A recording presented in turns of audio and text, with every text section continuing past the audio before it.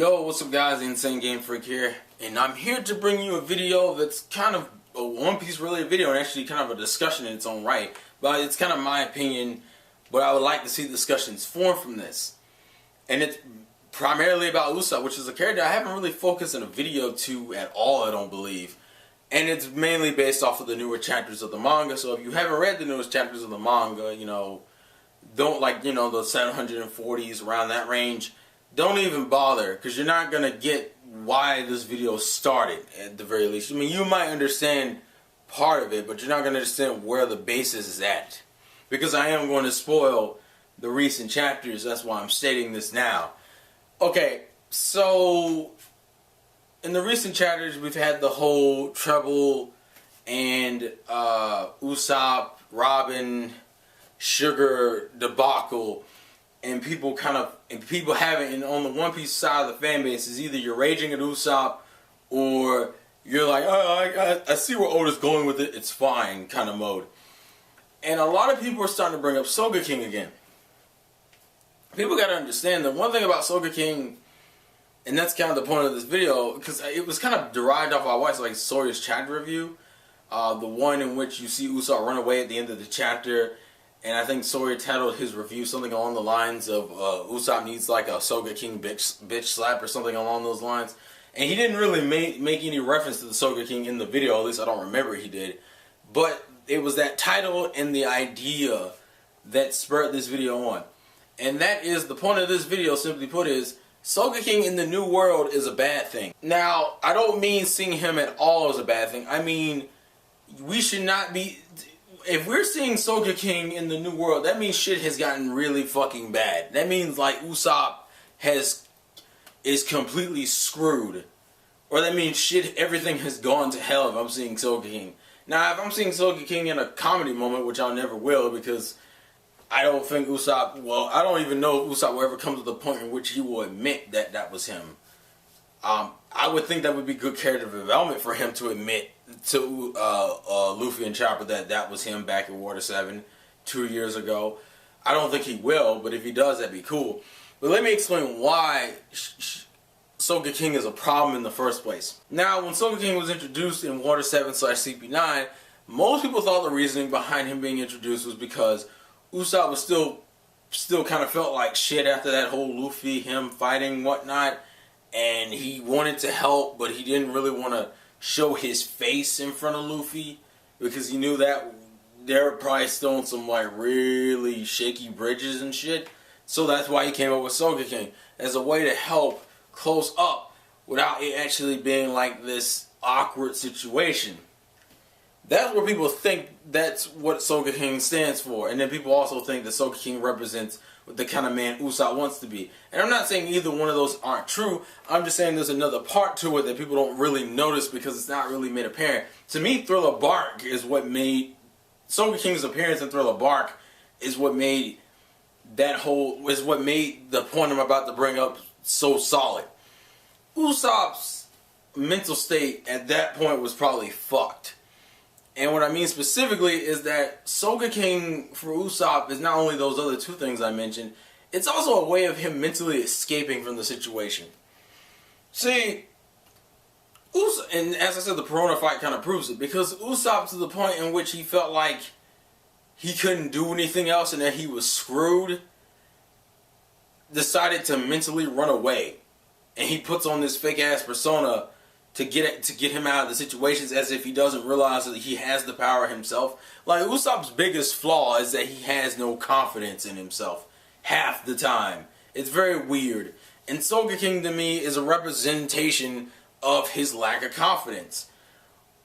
Sogeking is only primarily used for now is when Usopp can't handle it. He can't handle the situation mentally anymore. So he mentally checks out and throws on this fake persona. And granted, it's not even a good fake persona, because he's still, I mean, that's why we get the comedic moments in which he's scared shitless still. Even when he's wearing the Sogeking mask. You know why?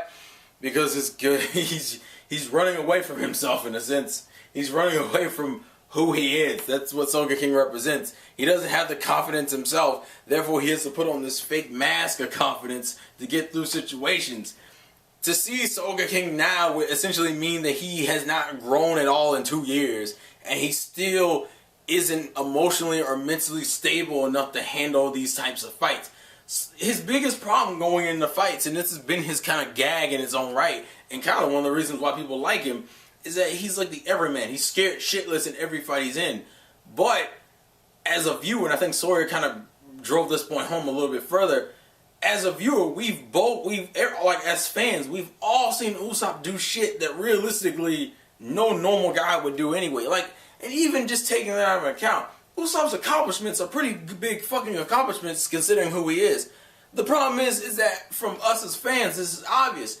Usopp in his own head is still not like recognizing this shit. It's like you threw in a disc, you threw in a Blu-ray and a DVD player. It's like it's the same it's like it's a disc, but he's not processing this shit at all. Like he does not realize that he has the power himself to get out of these situations. He's smart enough and he's capable enough. He does not have the confidence to carry his shit forward. Henceforth, Sogeking. Sogeking is there when Usopp mentally can't handle the situation any further. Because if you think about his fights, a lot of his fights, he has to like... I mean, let's go back to his most basic of fights. You had Chu, in which that was more of a Nami correlation that made him man the fuck up there. If you go a little bit further into the future and take his fights like Miss Merry Christmas, that man broke down in the same way he did in these recent chapters with the Tontadas, where he was like, fuck it, I'm gonna leave Chopper and run.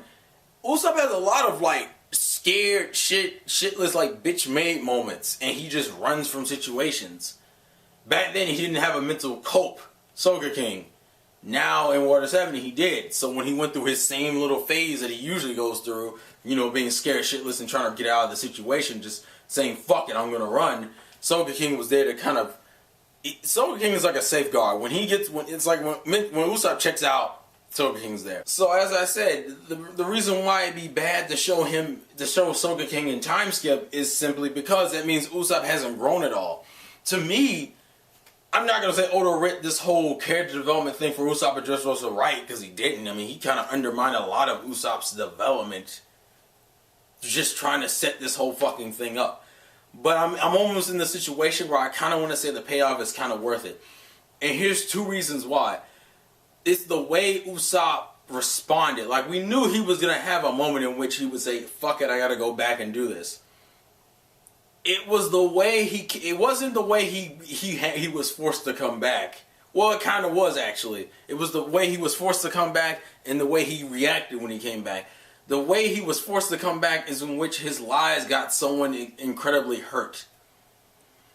That has rarely happened. I don't even think that's happened.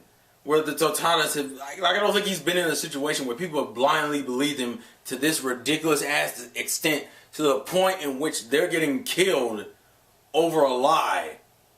And I think that emotionally fucked with him, because I don't think he was used to dealing with that. 2, the way he reacted. I did not expect Oda to have him react the way he did, because the way he reacted was saying, I'm lying to you. That's a huge fucking deal. Usopp, I don't believe, has ever admitted to lying to the person he's lying to. I mean, for God's sakes, when he lies to Chopper and Usopp all the fucking time, he never, like, openly admits that he's lying. It's just kind of implied that he's lying because we know how Usopp is as a character. So it's like, oh shit, he's lying. Oh shit, he's admitting to lying. Usopp doesn't do that. So I was like, whoa, this must be a big moment. And then the thing he says after that, which is that I will become the hero that you thought I was. That is completely out of Usopp's safe zone. Usually Usopp just fucking... The way Usopp usually would bullshit a situation like that, like part 1 Usopp would have handled that, is part 1 would have ran with that lie and just tried to fake it. Like, Usopp would have been like, yes, I am the greatest hero of Uso Land, and I knew Noland, and I am the greatest warrior of the seas and shit. Like, he would have bullshitted his ass off to get through that situation part 1 wise.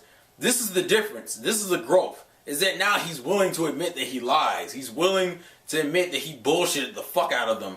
And he's willing to man the fuck up and handle business. Does that rectify the shit we went through before? And like realistically, no. But for me, it depends on how he handles the rest of this fight. If he actually just mans up and has a straight fight where he's not bullshitting at all, you know, having his moments where he's scared shitless and he freaks out after a certain attack and he tries to like cower in fear for a little while and then he comes back and he mans up a little bit more. No, if he has, it's kind of like the Chew fight to an example, to an extent anyway, where like when he manned the fuck up against Chew, for the most part that fight was handled, he just fucking went at it.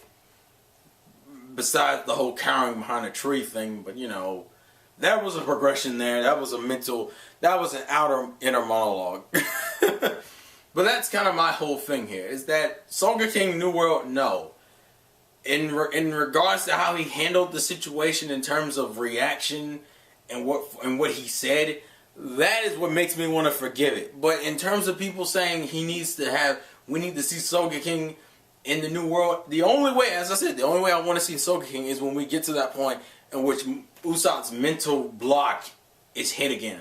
Like his time skip limit in terms of his mind, that's when I won't mind it. Like when you push Usopp to the point in which he's just kind of like, I can't, pretty much where he was in part 1, where he can't do anything mentally anymore, I don't mind seeing Sogeking then. But I don't want to see Sogeking only in like the 3rd New World arc, or the 2nd if you don't count Fishman Island. No. You do not want to see fucking Sogeking this goddamn early, because it's a cop-out. As I said, it's him checking out of the situation. But anyways, that's just my thoughts and opinions. Please leave yours in the comment section below. This has been the Insane Game Freak. Life's a game, play to win, and I'll catch you guys later. Peace. Fire Emblem has a lot. This game has a lot of good characters in it. It's so hard to pick, but I've narrowed down the list. Mine is going to be somewhat unconventional because I'm pretty sure some of these characters wouldn't even be on this list. I actually know at least